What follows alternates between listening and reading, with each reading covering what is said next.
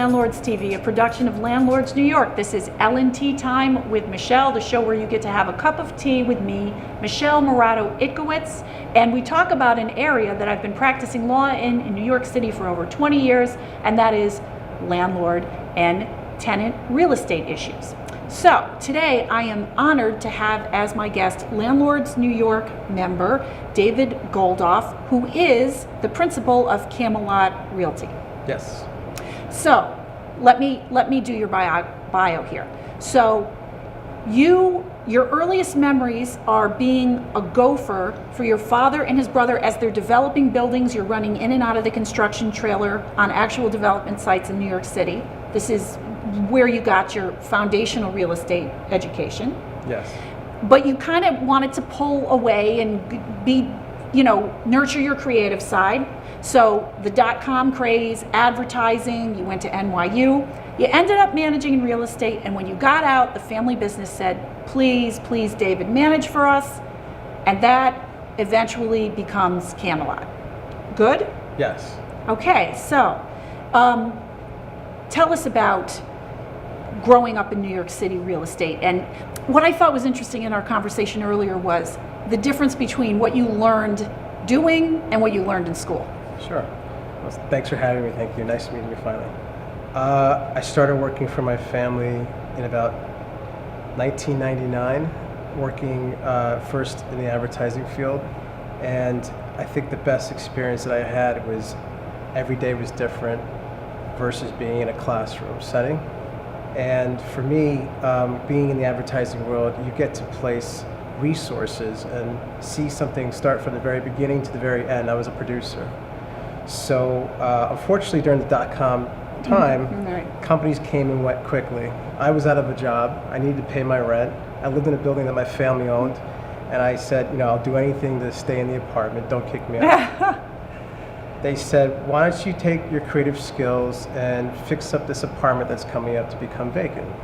Was it rent stabilized? It was rent stabilized at the time. I knew nothing about this stuff. I really had not ever gone into real estate before. So this was new, but I liked to take on challenges. And I thought it'd be really creative and fun to try to take on learning about what they do finally, now that I had the time. So given the budget, I told them to trust me. They did. I think I shocked them when they saw what I actually spent on fixing up the apartment, dealing with DHCR, dealing with the leases, the process of deregulating an apartment. I made a lot of mistakes. I probably could have spent less, but the end result was a brand new apartment that rented for probably about 5 times than what they were making.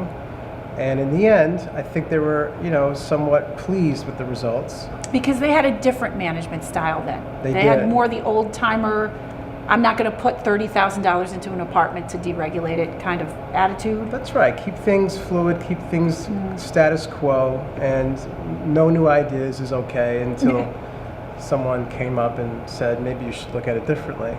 And I looked at it like, this is a time where I think the age of technology was really fresh and new, and I was coming out of that industry, and I thought that I could apply what I've learned there, especially in an industry where I felt it was, from my perspective, sort of stagnant and only one way of thinking. That is so true. Yeah. The new generation, I just see it. It's a totally different way of approaching things. And as we spoke about what you do, you actually really are very unique in the sense that through your management, you really don't do one type of management. You've had your hands on everything. Rent stabilized buildings, luxury buildings, I'm going to actually look at my card for this one, co-ops, condos, development, financing, international owners. You work on a lot of co-op conversions. You've done receiverships, pension funds. That's really all over the place. That's a lot of experience. And you're pulling a lot of ideas from a lot of different places. And I think that's kind of gives you a unique perspective. Yeah, it does. It's a lot of work, but basically the challenge is what I find attractive as the game. To me, not that the business is a game. We're there to do and what we're asked to do, and hopefully it's positive and it makes results, but it is a challenge. So I had a lot of great opportunities thrown my way. Usually there were ideas that needed help to get to the finish line, and some of the approaches that we use help get there for people. and a lot of the challenges are based on experiences and finding things that maybe can shortcut doing it the older way or more traditional ways. Technology is part of it. Also looking at things a little bit differently than you might usually. And do you have another example of how your father and your uncle would have handled things versus how you do? That's not just technology. To put it lightly, they did things until they really had to do it. I tried to look at things at a different approach where we address things a little bit head on. Proactive. A little bit more proactive. I think they came from more of a ownership perspective where they didn't really want to rock the boat unless they really had to, and use the purse strings unless they really had to. And for me, a little money spent was a lot more gained if it was applied right. So how do you deal with your clients? Do you try to meet them where they're at? Like if you're dealing with family ownership where the older generation is still in control, do you try to meet them in a different place, or do you try to pull them along like you pulled your own family? I think there's a little similarities to everything. I go and meet people.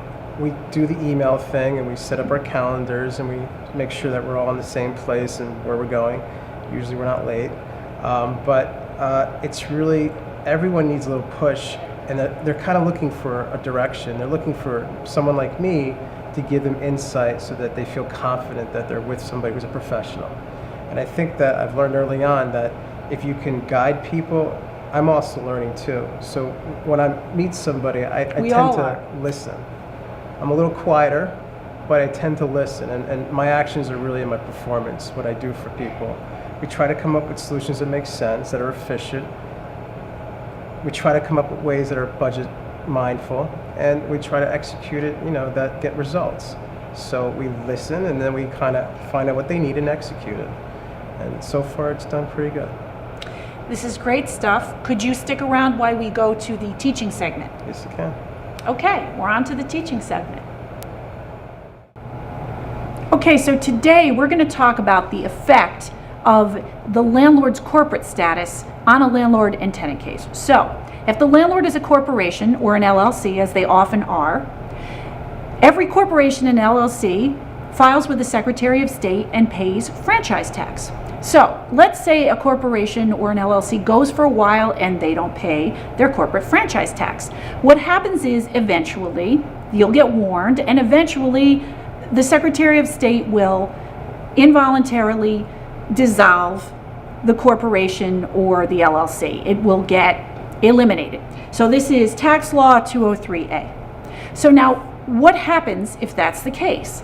Well, a lot of things happen, but in the landlord and tenant context, what happens is, in any litigation context actually, a corporation that's been dissolved can't sue. They are not allowed to avail themselves of the New York State courts. Now, it's a little confusing because a corporation that's been dissolved is allowed to do some suing, but it's only allowed to do suing that will wrap up its affairs. It can conduct business to the extent that it's wrapping things up, getting things done.